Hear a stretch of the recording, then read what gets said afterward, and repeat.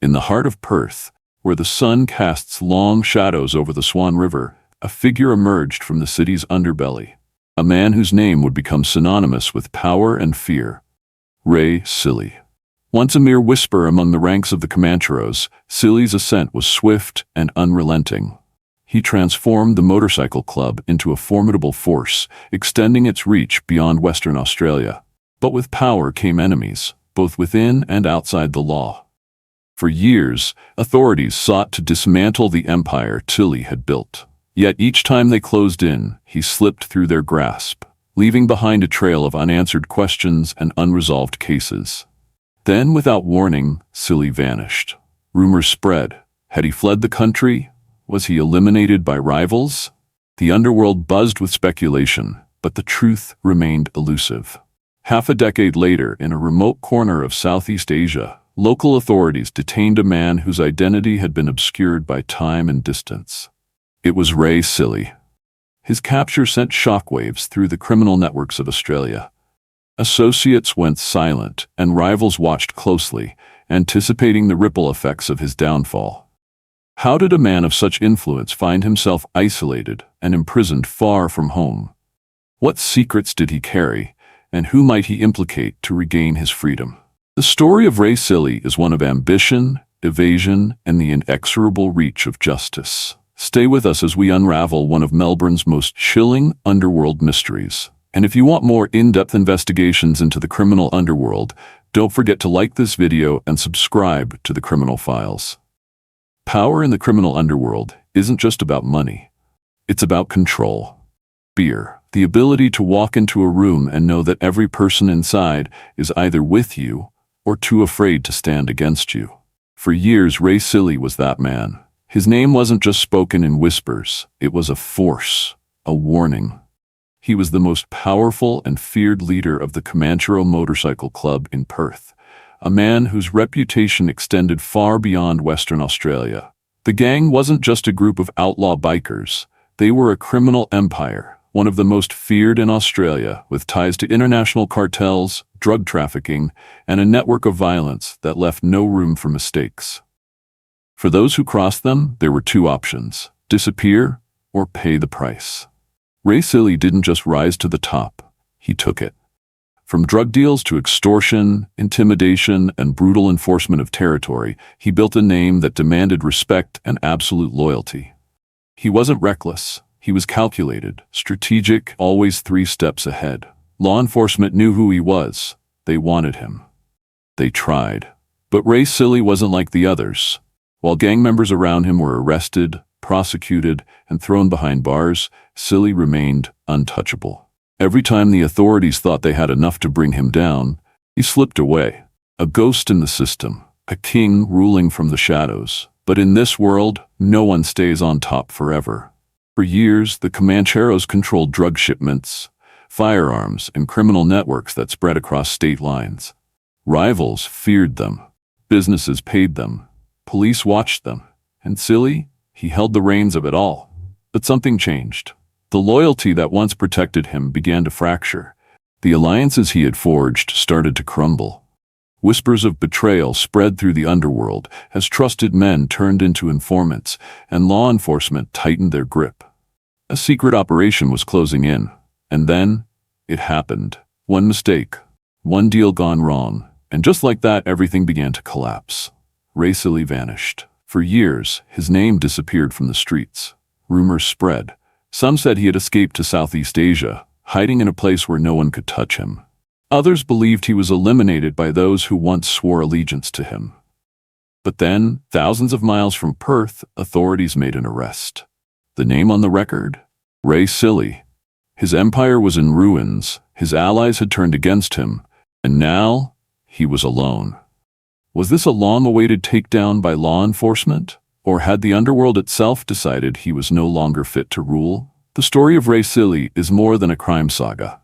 It is a cautionary tale of how power is gained, how it is maintained, and how, in the end, it all comes crashing down. This is the shocking downfall of Perth's most notorious Comanchero Kingpin. Every empire has a beginning. Every ruler, whether of nations or criminal organizations, starts somewhere. For Ray Cilli, the road to power was neither accidental nor inevitable. It was a choice shaped by circumstances, ambition, and an unrelenting thirst for control. Born into a world far removed from the chaos he would later command, Cilli's early years were unremarkable to most. A boy raised in the suburbs of Perth, where the streets were ordinary, the homes modest, and the future predictable. But even then, he wasn't like the others. Those who knew him described a young man with quiet intensity, observant, calculating, someone who rarely acted without purpose. He wasn't impulsive. He was strategic. While others got lost in the recklessness of youth, Cilli was watching, learning, absorbing everything. But the real turning point came when he was first exposed to the world of outlaw bikers. The leather-clad figures on roaring motorcycles, their presence commanding both respect and fear. To some, they were outlaws. To Cilli, they were power incarnate. He didn't hesitate. If there was a hierarchy to climb, he would climb it. In the world of the Comanchero Motorcycle Club, loyalty wasn't given, it was tested. Every man had to prove himself. For many, the initiation was a trial of endurance, brutality, and absolute submission to the club's ironclad laws. But Cilli's path was different. He wasn't just a follower, he had something others didn't: fearlessness without recklessness. It wasn't long before the club leaders took notice. His rise through the ranks was swift, calculated, almost unnerving. He knew exactly who to align himself with, when to show aggression and when to remain silent. He was ruthless when necessary, but unlike others who acted on impulse, his violence was never senseless. It always served a purpose. And in a world ruled by blood and loyalty, Ray Cilli became a name that demanded both. But his ambitions weren't confined to being just another ranking member. He wanted control, and to get it, he needed to build something bigger than just a club. He needed an empire. Empires aren't built on goodwill, they are built on fear. And in the underworld, fear is currency. Cilli understood this better than most. He didn't just enforce the rules, he rewrote them. Under his influence, the Comanchero Motorcycle Club evolved from an outlaw gang into a full-fledged criminal empire. Drugs, extortion, arms trafficking. The Comancheros weren't just controlling Perth, they were becoming a major player in the Australian underworld. And it was all happening under Cilli's command. The drug trade flooded millions of dollars worth of methamphetamine, cocaine, and heroin into the streets. Illegal cash flowed through front businesses, offshore accounts, and high-level connections in financial institutions. Those who dared challenge Cilli's authority didn't live long enough to do it twice. But power breeds enemies, and enemies bring war. War was inevitable. The streets of Perth weren't big enough for everyone. As the Comancheros grew, so did conflicts with rival gangs. These weren't just disputes, they were declarations of war, fought with bullets, blades, and fire. And Ray Cilli? He wasn't afraid to retaliate. Police logs filled with reports of targeted killings, drive-by shootings, and public executions. Clubs, safe houses, and rival headquarters reduced to smoldering ruins overnight. Those who crossed Cilli disappeared or were found in shallow graves. The city became a battleground. The public feared stepping into the wrong place at the wrong time. Businesses paid for protection, knowing that refusing wasn't an option. Law enforcement scrambled to contain the violence, but they were always a step behind. One particular revenge attack sent shockwaves through the underworld. A rival gang leader assassinated, his body found riddled with bullets in a high-profile execution. The message was clear: no one was untouchable. And through it all, Ray Cilli remained untouchable. But the question remained, how long could he keep his grip on power? Was he truly invincible, or was he simply running out of time? How did Cilli manage to outmaneuver law enforcement for so long? Who were the hidden players backing his empire?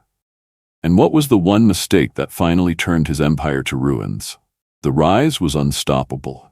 But the fall? It was unlike anything the Australian underworld had ever seen. In the next section, we uncover the first cracks in Cilli's empire, and the betrayals that changed everything. For years, Ray Cilli had played a deadly game of chess with law enforcement. Every move the authorities made, he countered with precision. Every operation against the Comancheros seemed to fall short. Informants disappeared, evidence went missing, and investigations collapsed just as they gained momentum. Cilli wasn't just another criminal, he was a ghost. Always there, yet always out of reach. But the thing about ghosts, eventually, they leave a trace. It started as whispers in the corridors of law enforcement. Cilli isn't untouchable. We just need the right leverage. The Australian Federal Police and Western Australia Police had spent years trying to infiltrate the Comancheros. Surveillance operations, wiretaps, undercover agents, nothing stuck. Either someone tipped off the gang, or the evidence they gathered was never enough to make it to court. But authorities weren't just watching Cilli. They were waiting. The Comancheros weren't just involved in drug trafficking, they were running an international criminal network. The AFP suspected links to South American drug suppliers, the illegal firearms trade, and extortion rackets that stretched beyond Australian borders. Yet every attempt to bring them down resulted in dead ends, anonymous threats, and missing witnesses. Then, something changed. A series of violent public executions escalated the gang war between the Comancheros and their rivals. Bodies were left in alleyways, homes were firebombed, and businesses tied to the gang were shot up in broad daylight. The brutality forced law enforcement's hand. Cilli wasn't just a problem for the criminal underworld anymore. He was becoming a national priority. The authorities needed a breakthrough. And in the most unexpected way, they got one. It began as a hidden war. A battle fought in encrypted messages through secret servers and private conversations. The Comancheros, like many criminal groups, relied on secure communication apps to organize their drug shipments, their financial operations, and their hits. They believed they were untouchable. They were wrong. Unbeknownst to them, the AFP, in collaboration with the FBI, had launched one of the most sophisticated intelligence operations in modern history. Operation Ironside. For 3 years, law enforcement had been running an encrypted app called AN0M. A platform criminals believed was completely secure. In reality, every message sent was being intercepted in real time. Cilli and his closest men had no idea. Drug shipments, money laundering details, targeted killings, everything was being recorded. Names, locations, financial records, it was all handed directly to law enforcement. Then came the day of reckoning. In a coordinated nationwide raid, over 500 law enforcement officers moved in on multiple locations at once. Across Australia, gang members, drug traffickers, and high-level criminals were pulled from their hideouts, their safe houses raided, and their networks dismantled in a matter of hours. And among the names flagged in the operation, Ray Cilli. But when police came looking for him, he was already gone. The king of the Comancheros had vanished. Had he been tipped off? Had he sensed the noose tightening? Or had one of his closest men turned on him? Authorities weren't sure. But one thing was clear. Cilli was running. And no one runs forever. When a man like Cilli disappears, he doesn't just vanish into the night. He had money. He had contacts. He had the means to buy his way into any country, any safe house, any identity. But there was one problem. Power isn't just about what you control. It's about who you trust. And Cilli had trusted the wrong people. In his absence, the Comanchero empire was falling apart. Rival factions within the gang began turning on each other. Some members went into hiding. Others were willing to trade secrets for a reduced sentence. And then came the final betrayal. One of Cilli's closest allies, a man who had once sworn loyalty to him, flipped. He gave authorities the one thing they needed: a location. Thousands of miles away, in a remote part of Southeast Asia, local law enforcement, tipped off by Australian authorities, moved in on a small, quiet house. Inside, they found a man whose identity had been carefully altered. But the past never stays buried forever. The fingerprints matched. The name on the record? Ray Cilli. His capture sent shockwaves through the underworld. Those who had once feared him were now scrambling to protect themselves. Deals were made in backrooms, new alliances were formed. But the question still remains. Was this truly the end for Ray Cilli? Would he fight his way out of the legal system, or was there still one final move left to play? Who was the man that betrayed him?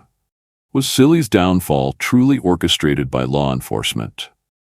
Or did his own empire turn against him? And what did he know that could bring even bigger names crashing down? This wasn't just the fall of one man. This was the collapse of an empire. And in the next section, we uncover what happened next. The underworld power vacuum, the courtroom drama, and the price of being at the top for too long. There are moments in history when power shifts suddenly, violently, leaving behind a vacuum that no one is prepared to fill. The arrest of Ray Cilli was one of those moments. For years he had controlled the streets, commanded loyalty, and crushed those who stood in his way. But in the end, it wasn't a rival gang that brought him down. It wasn't a failed drug deal or a sudden burst of violence. It was something far more brutal: betrayal from within.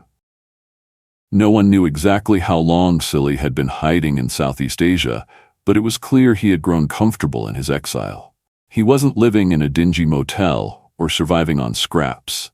He had resources, he had people working for him, and he had assumed, wrongly, that he still had control over the empire he had left behind.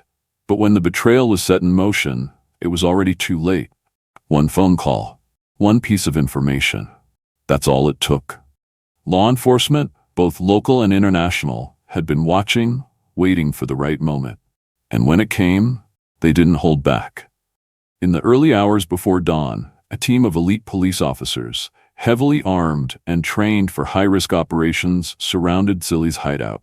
Helicopters hovered overhead, blocking any potential escape by air. Tactical units sealed off the streets, leaving no route for him to slip through. Inside, Cilli must have known. The first seconds of a raid are always the most deafening. Doors kicked in, shouts from officers, the red glare of laser sights cutting through the dark. But Ray Cilli wasn't the kind of man to surrender without a fight. Reports later revealed that he tried to run. Whether he thought he could fight his way out or simply disappear into the night one last time, no one knows. But within minutes, he was on the ground.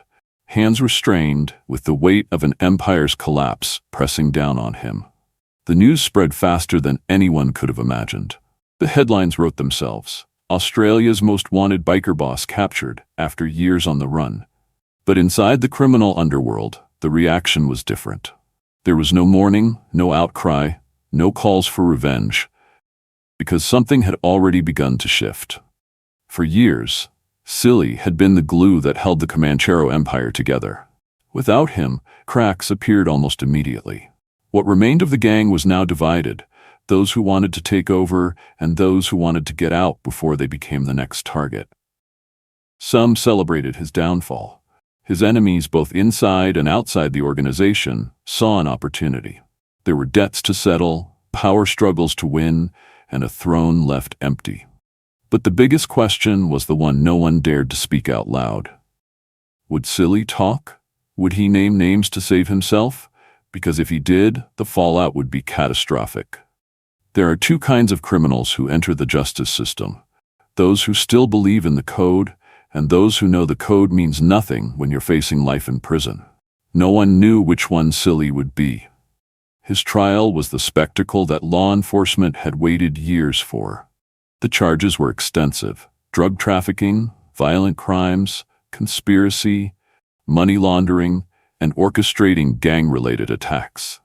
The prosecutors were relentless, painting a picture of a man who had built an empire on blood and destruction, a man who thought he was untouchable. And for the first time, Cilli wasn't in control. He sat in the courtroom, listening as his empire was dismantled, piece by piece, by witnesses, by former allies, by evidence pulled from the very encrypted messages he once believed were safe. But the real drama was unfolding behind the scenes. Every man who took the stand, every name that appeared in the court files, every testimony, it all pointed to one undeniable truth. Someone close to Cilli had betrayed him. And he knew it. The people watching saw the shift in his eyes, the tension in his hands, the quiet fury beneath his expression. He had always known the risks of the life he chose, but this was personal. The final verdict was inevitable. There was no loophole, no last-minute technicality to save him. When the sentence was read, a chapter of the Australian underworld officially closed. But as Cilli was led out of the courtroom, one question remained unanswered. What happens when a king loses his crown, but still knows every secret worth telling? Did Cilli truly take the fall alone, or was he protecting someone bigger? Was his arrest really the end of the Comanchero Empire, or just the beginning of something even more dangerous? And the biggest question of all, who was the one man he never saw coming? The power struggles weren't over. The game had just changed. And in the next section we uncover what happened next, the aftermath, the shifting alliances, and the silent war that followed in the wake of Cilli's fall. The moment Ray Cilli was led out of the courtroom in shackles, the streets of Perth felt different. A vacuum had formed. The king was gone, and with his fall, the Comanchero Empire that once ruled over the Australian underworld found itself on the verge of total collapse. Power struggles in the criminal world are never quiet. They are rarely clean, and they are never without blood. In the days that followed Cilli's conviction, the cracks widened. Those who had once pledged their loyalty to him were now looking elsewhere. Rival gangs were circling, sensing weakness. Some saw it as a chance to settle old debts. Others saw an opportunity to claim territory that had once been untouchable. Inside the ranks of the Comancheros, the whispers grew louder. Who would take over? Who had the strength to step into the void? And more importantly, who would survive long enough to do it? There were no elections, no peaceful transitions, only war. Some factions pushed for revenge. They wanted to make an example of the ones who had betrayed Cilli, the ones who had turned against their own leader. Others wanted to keep the business running, to move forward without drawing more attention from law enforcement. It was a standoff between violence and survival. And then, as expected, the first bodies started to appear. The first was a former enforcer for Cilli, a man who had been suspected of cooperating with police. They found him slumped over in his car, the engine still running, 4 bullet wounds to his chest, a single shot to the head. A silent warning to those who thought they could talk their way out of the mess that had unfolded. A week later, another man was found in a shallow grave on the outskirts of Perth. His hands had been bound, his face barely recognizable. The method was clear. This wasn't just a killing. This was a message. But the most chilling execution came when one of Cilli's former lieutenants, a man who had once been seen as a potential successor, was found hanging from a bridge. A warning sign was left near his body: loyalty above all. Law enforcement knew exactly what was happening, but they had no suspects, no witnesses, no evidence. The code of silence was stronger than ever, and anyone who might have talked understood one thing: speak and you're next. But what few realized was that Cilli's reach wasn't completely severed. The question now was, had he prepared for this? There were those who believed that Cilli had seen it coming. It was a theory that some former gang members and insiders quietly discussed in the shadows. Had he known that his days were numbered? Had he anticipated the betrayals before they happened? There were rumors that Cilli had left behind something. A contingency plan, a last move that no one had seen coming. Some whispered that he had hidden millions before his arrest, ensuring that no matter what happened, he would never truly be powerless. Others believed that he had names, information, leverage, that if he ever needed it, he could bring even bigger figures down with him. One former associate, speaking under anonymity, made a chilling statement. If he wanted to, he could take half of them down with him. But the question is, who does he hate more? The cops or the ones who turned on him? The uncertainty left the criminal underworld paralyzed. There were those who wanted him silenced, and those who feared what he might do if he ever had the chance. So where is Ray Cilli now? For a man who once commanded fear, respect, and power, the answer isn't so simple. Some say he is just another inmate now, serving his time behind bars like everyone else. That without his empire, without his influence, he is nothing more than a relic of a lost era. But others believe something else entirely. They say that even from a prison cell, Cilli still holds some control. That he still has connections on the outside, still has the ability to influence the game from behind bars, that the war over his empire isn't finished yet. Because the truth is, men like Ray Cilli don't just disappear. They wait, they watch, and sometimes they return. Is Cilli truly powerless, or is he still pulling strings from the shadows? Did he leave behind a hidden fortune, or was it all taken from him? And most importantly, if he had the chance to get back at the ones who betrayed him, would he take it? The game isn't over. It never is. And the next move? It might just be his. The fall of Ray Cilli was meant to mark the end of an era. A king stripped of his crown, his empire left in ruins. Law enforcement celebrated it as a victory, a long overdue takedown of one of Australia's most dangerous underworld figures. But in the wake of his arrest, too many questions remained unanswered. Because in the criminal underworld, nothing is ever as simple as it seems. For years, Cilli operated above the law, maneuvering through a world of crime, corruption, and violence. Every major deal, every act of retaliation, every body that dropped, it all led back to him. Or at least, that's what they wanted people to believe. But what if there was more? What if Cilli had secrets that hadn't yet come to light? Law enforcement had enough to convict him, enough to dismantle the Comancheros' leadership, but was that really the full story? Because some still believe there are hidden crimes linked to him. Pieces of the puzzle that have yet to be revealed. The police never found the full extent of his fortune. The encrypted chats from Operation Ironside exposed many details about the Comancheros' criminal empire, but what about the conversations that weren't intercepted? What about the deals that never made it into the records? Rumors persist that Cilli had contingency plans, that he left behind information so damaging that certain people would rather see him silenced than let him use it. But the biggest question? Who really took him down? Was it law enforcement, as the headlines claimed, the product of years of careful surveillance, undercover operations, and coordinated police efforts? Or was it something far more personal? Because there's one fact that can't be ignored: the timing of his arrest. Cilli wasn't caught because of a single mistake. He had vanished for 5 years. He had evaded capture longer than most high-profile criminals in Australia. So why was he found right when the Comancheros were collapsing from the inside? There are whispers that Cilli didn't just fall, he was pushed. Someone within his own organization might have decided that his time was up, that the best way to survive the wreckage was to hand him over. A betrayal so calculated, so deep, that it came from someone Cilli never expected. And if that's true, then the most dangerous man in Australia wasn't just brought down by the law. He was taken out by his own people. Which leads to an even more disturbing question. What happens now? Because the Comancheros aren't gone. The organization might have suffered heavy losses, but a gang this powerful doesn't just disappear overnight. Fresh faces are stepping into the power vacuum. Some are strategizing, others are already making moves.